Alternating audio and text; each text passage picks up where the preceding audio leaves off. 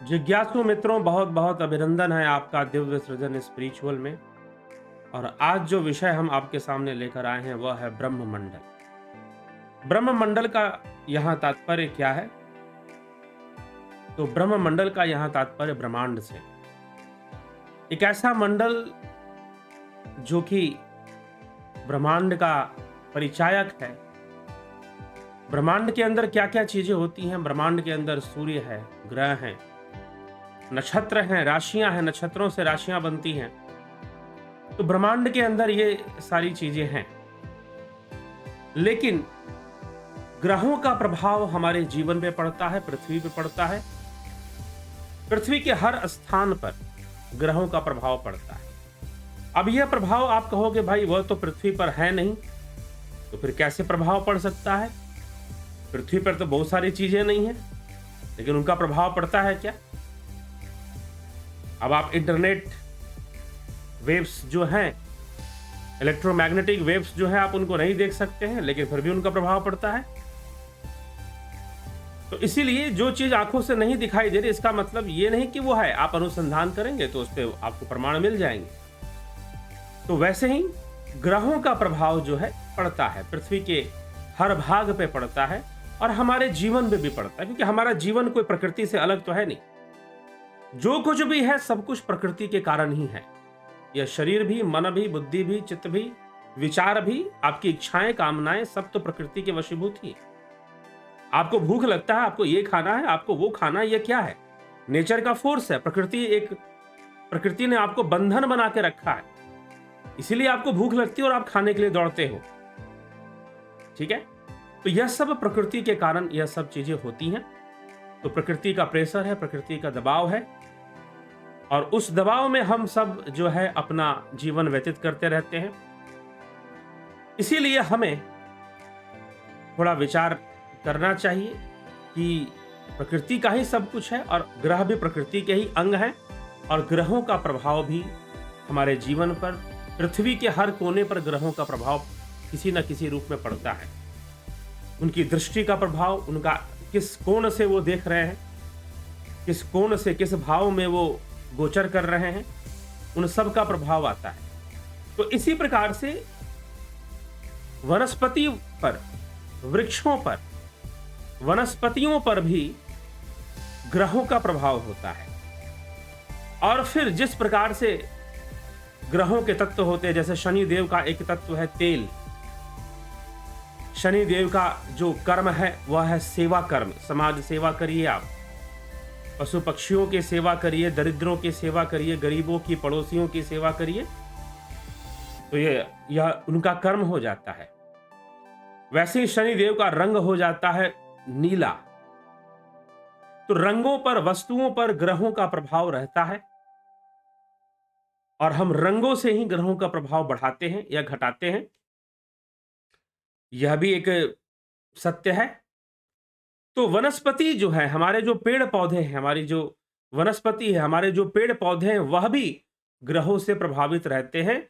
और हर वृक्ष पर, हर पौधे पर ग्रहों का प्रभाव बनता है। लेकिन कुछ विशेष पौधे होते हैं, विशेष पौधे होते हैं जिन पर किसी विशेष ग्रह का प्रभाव होता है। किसी विशेष ग्रह, से कि पलाश का पेड़ है तो उस पर चंद्रमा का प्रभाव माना जाता है। दूर्वा पर केतु का, घास पर राहु का, आक पर सूर्य का। इस प्रकार से अलग अलग वृक्षों पर, अलग अलग वनस्पतियों पर, जैसे शम्मी है तो शम्मी पर शनि देव का प्रभाव रहता है, तो वो उनका पौधा माना जाता है। शमी के पौधे लगाने से शनि की सेवा मानी जाती है, शनि की शांति भी मानी जाती है। तो इसी प्रकार से हर ग्रह के, यहां तक कि ग्रहों के ही नहीं, नक्षत्रों के भी पौधे होते हैं, वृक्ष होते हैं, उनकी भी वनस्पति होती है। तो संपूर्ण वनस्पति जगत पर ग्रहों का प्रभाव देखने के बाद उन वृक्षों को, उन पौधों को निश्चित किया गया कि यह जो वृक्ष हैं, यह जो पौधे हैं, इस ग्रह के हैं, इस ग्रह के हैं। तो ठीक है, क्या ब्रह्ममंडल आपके घर में हो सकता है? क्या यह संभव है? अब ब्रह्ममंडल, ब्रह्मांड तो है ही चारों तरफ, लेकिन घर में कैसे आएगा? तो अगर आप एक विधिवत तरीके से इन पौधों को अगर आप अपने बगीचे में लगा लेते हैं, तो वो ब्रह्ममंडल आपके बगीचे में, आपके गार्डन में, आपके पार्क में आ जाएगा। अगर आपके पास अपने घर के साथ गार्डन हो, तो आप उन पौधों को लगा सकते हैं। लेकिन कौन से पौधे किस ग्रह के और कौन से नक्षत्र हैं और उन नक्षत्रों के पौधे कौन से हैं, उन ग्रहों के पौधे कौन से हैं, उन राशियों के पौधे कौन से हैं, जब तक हमें पता नहीं होगा तो हम लगाएँगे कैसे? तो आज आप सबको यही जानकारी देने आए हैं और साथ में आपको दिखाएँगे कि ब्रह्ममंडल कैसे बनता है। ब्रह्ममंडल, वनस्पति ब्रह्ममंडल। वनस्पति वो पौधे जो ग्रहों से प्रभावित हैं, उनके बारे में कहा जा रहा है कि उनको अगर हम लगाते तो हम अपने गार्डन में ही एक ब्रह्ममंडल बना सकते हैं। लेकिन कैसे बनाएँगे आप? अगर आप अपने गार्डन में, अपने बगीचे में ब्रह्ममंडल बनाना चाहते हैं, तो आप कैसे ब्रह्ममंडल बनाएँगे? तो आज हम ब्रह्ममंडल का परिचय कि एक पूरे आपको सर्कल में, क्योंकि सारे जो ग्रह हैं, वो सर्कल में घूमते हैं। नक्षत्र हैं, वो इस तरह से घूमा करते हैं। तो उसी आकार में आपको ब्रह्ममंडल अगर आप बनाना चाहते हैं, तो बना सकते हैं। पहले नक्षत्रों की लाइन बनेगी, फिर राशियों की, फिर ग्रहों की, इस प्रकार से बनती है। कैसे बनती है? दिल्ली के अंदर एक साधक हैं, स्पिरिचुअल हीलर भी हैं, श्री किशोर कुमार रात्रा जी। तो उन्होंने अपने गार्डन में एक ब्रह्ममंडल बनाया। सभी नक्षत्रों के पौधे लगाए, सभी राशियों के पौधे लगाए और सभी ग्रहों के पौधे लगाए। तो चलिए, आज हम आपको वही ब्रह्ममंडल दिखाने आए हैं और जानेंगे किशोर कुमार जी से कि कैसे उन्होंने ये ब्रह्ममंडल बनाए, कौन से वृक्ष, कौन से पौधे, किस ग्रह के, किस राशि के, किस नक्षत्र के। ये सारा आज हम आपको इस वीडियो के अंदर देखेंगे। अंत तक जुड़े रहिए और बहुत ही रोमांचित कर देने वाला यह ज्ञान है, प्राप्त कीजिए। और आपके पास अगर जगह है, ऐसा गार्डन बगीचा आपके पास है, तो आप भी बना सकते हैं अपने घर में ब्रह्ममंडल। तो जरूर लाभ उठाएं इस वीडियो से और इस जानकारी से। बहुत बहुत आभार।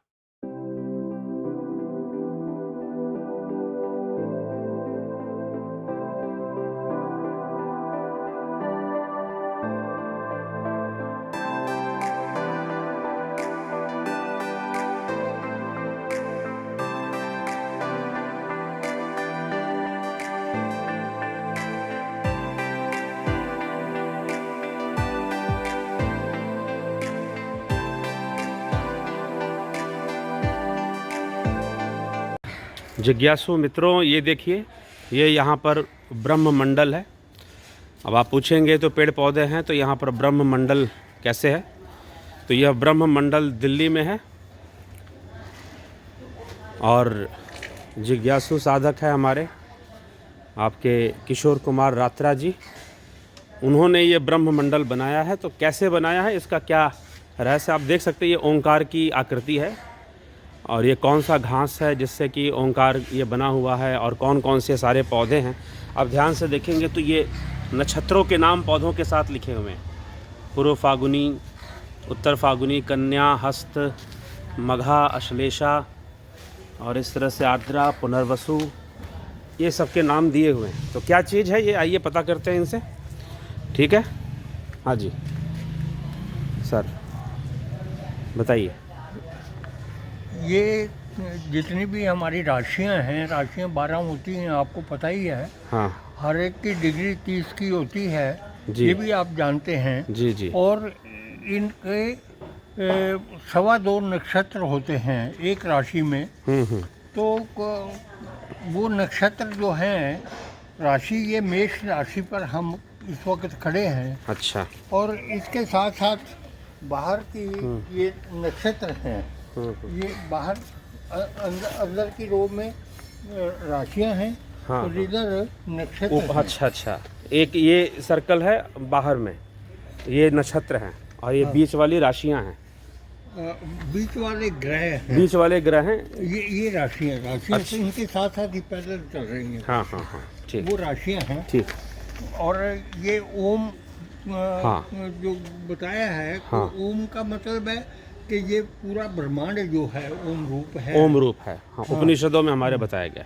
और इसमें ये अंदर जो है नक्षत्र मतलब ग्रह जो हैं जी जी ये इधर सूर्य है, इधर चंद्रमा है, हाँ हाँ हाँ।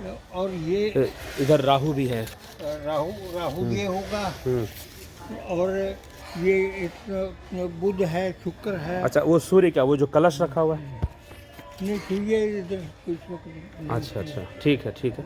तो ये कौन सा पौधा है सूर्य का? सूर्य का आँख। आँख, अच्छा। चलिए, राहु का कौन सा पौधा होता है? राहु का घास होता है, घास होता है। और केतु का दुर्वा। दुर्वा, केतु का दुर्वा। हाँ, और चंद्रदेव का, चंद्रमा का? चंद्रमा का चंद्रमा का प्लास। पिलास, पिलास। बड़े बड़े पत्तों वाला। हाँ, बड़े बड़े वो पत्ते। सच में वो तो ये प्लास है। पिलास है। तो इसी तरह मंगल का खैर होता है। खैर होता है। खैर का पौधा के एक ये वाला है। अच्छा, ये वाला, हाँ जी। ये पौधा खैर हाँ, का। तो ये हमें और उपलब्ध नहीं हो पाया। हाँ, शनिदेव का शमी, शनिदेव का शमी। शमी का। शनिदेव उधर है। हाँ, वो वहाँ तो पर। ऊपर ठीक है। पश्चिम में। हम्म।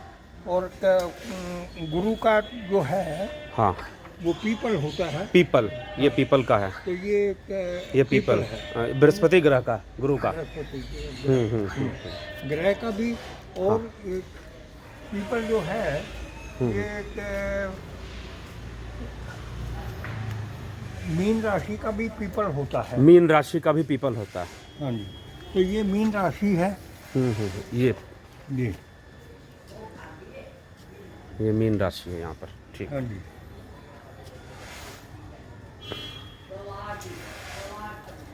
ये कुंभ का नारियल होता है। नारियल होता है कुंभ का। कुंभ का। हाँ जी। हाँ, कुंभ राशि का नारियल। ठीक है, ये भी लगा रखा आपने। जी। जी। और मकर का ये गुल्लर होता है। गुल्लर, हाँ जी। मकर का। जी। हम्म।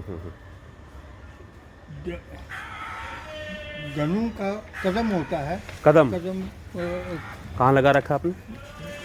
अच्छा, वो है कदम। हाँ जी। ठीक ठीक। अभी पानी नहीं उसमें ज़्यादा। ठीक है। हाँ, ठीक है।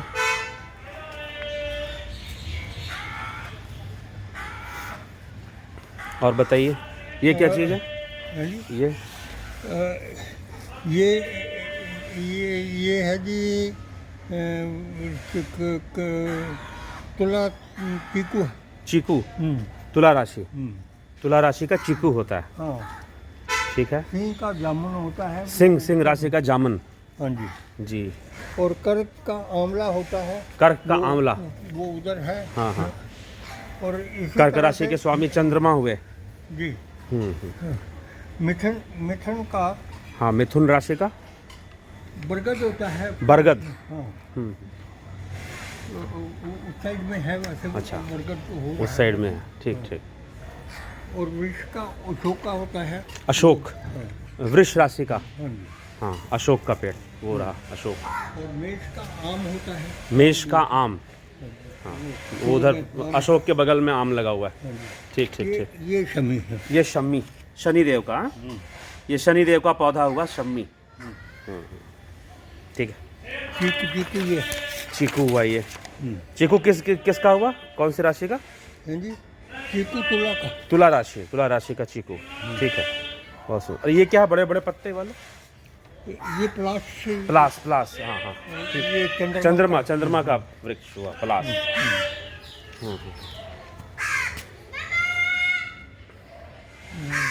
ये आँख हुआ।